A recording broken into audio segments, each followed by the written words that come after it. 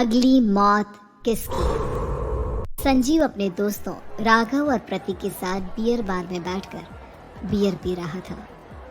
संजीव आज बहुत खुश लग रहा था।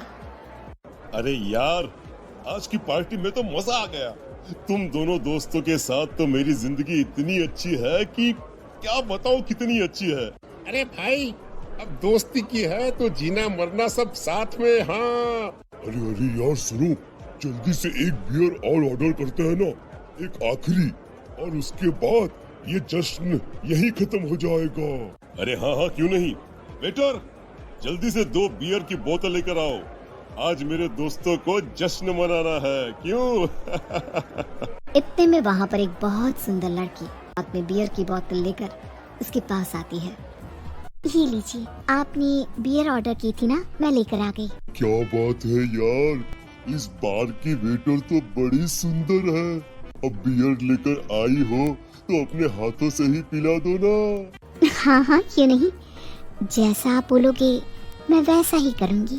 क्या बात है यार, अब तो लगता है रोज यही आना पड़ेगा।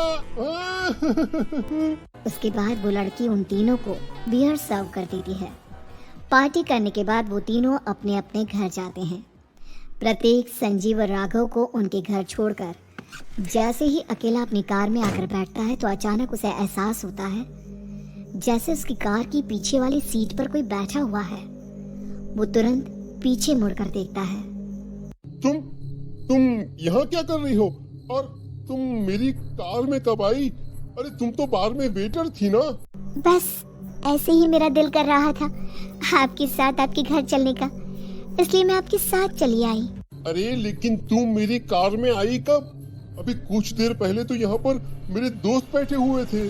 प्रतीक के इतना बोलते ही उस लड़के का चेहरा खतरनाक तरीके से बदल जाता है। उसकी आंखें पत्थर की तरह सफेद और पूरे शरीर पर नीली नीली नसें उभर आती है। गाड़ी चलाओ, पूरी स्पीड में चलाओ, और अगर तुमने गाड़ी रोकने की कोशिश भी की तो मुझसे बुरा कोई नहीं होगा। डर की वजह से प्रतीक के पसीने छूटने लगते हैं। उसका शरीर बुरी तरह से कांप रहा था। प्रतीक बिना कुछ सोचे समझे कार को फुल स्पीड से चलाना शुरू करता है। चलते चलते वो शहर से दूर एक पहाड़ी पर पहुंच जाता है और सामने अब सिर्फ पहाड़ी का किनारा दिख रहा है, जिसे देख प्रतीक घबरा कर अचानक से कार को ब्रेक लगाता है। देखो देखो देखो देखो, मुझे छोड़ दो मुझे। अगर मैंने गाड़ी जरा सी भी आगे बढ़ाई तो हम दोनों नीचे गिरकर मर जाएंगे। ये तो तुम्हें पहले सोचना चाहिए था ना। अब कुछ नहीं हो सकता।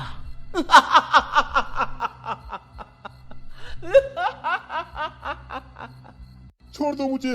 नहीं नहीं, प्लीज मुझे छोड़ दो। प्लीज प्लीज मुझे जाने दो, छोड़ दो मुझे। गाड़ी आगे बढ़ाओ।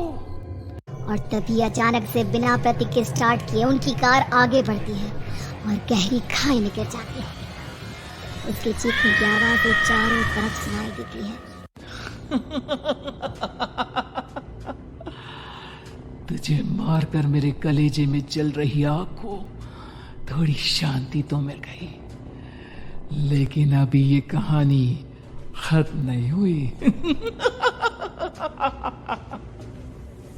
और फिर अगले दिन राघव और संजीव को पता चलता है कि प्रतीक की पहाड़ी से नीचे गिरकर मौत हो गई। अरे कल रात की तो बात है यार, हम सब बैठकर पार्टी कर रहे थे, लेकिन मेरी एक बात समझ में नहीं आ रही।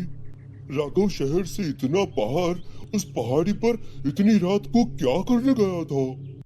अरे यार, वही सोचकर तो मैं भी परेशान हूँ। हम दोनों को छोड़ने के बाद तो वो सीधा अपने घर जाने वाला था। और वो आत्महत्या क्यों करेगा भाई?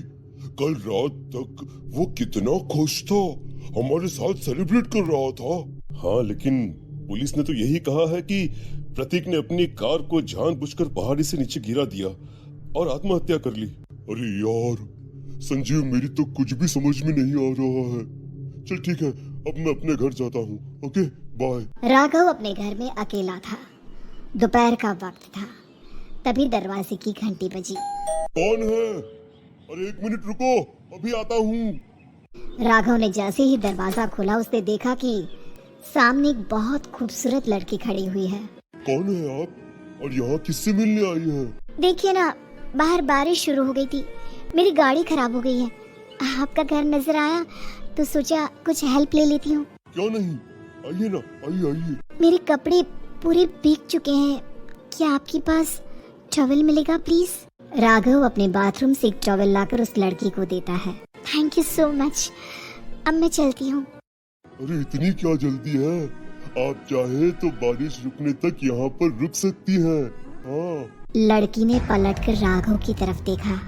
नहीं, मुझे जाना होगा, मेरा काम बाकी है। और वो वहाँ से चली गई। उस लड़की के जाने के बाद राघव अपने बाथरूम में नहाने के लिए गया और जैसे ही उसने बाथरूम में देखा तो उसका टॉवल वहीं पर लटका हुआ था। उसने टॉवल हाथ में लिया तो देखा कि उसका पूरा टॉवल खून के धब्बों से सना हुआ है। अरे अरे ये क्या? ये टॉवल तो मैंने उस लड़की को दे दिया था। ये वापस मेरे बाथरूम में कैसे आ गया? और इस पर ये खून के धब्बे कहाँ से आ गए? राघव ने आईने में देखा तो उसकी गर्दन पर एक बड़ा सा चाकू का कट लगा हुआ था जिससे खून बह रहा था, जिसे देख राघव के होश उड़ गए। हाँ, अरे ये क्या? मेरी गर्दन इतनी ज्यादा कटी हुई है और मुझे दर्द भी नहीं हो रहा है। ये क्या हो रहा है मेरे साथ? राघव घबराकर बाथरूम से बाहर आया और अपना मोबाइल उठाकर उसने संजीव को फोन लगाया। संजीव जल्दी से मेरे पास आ जाओ।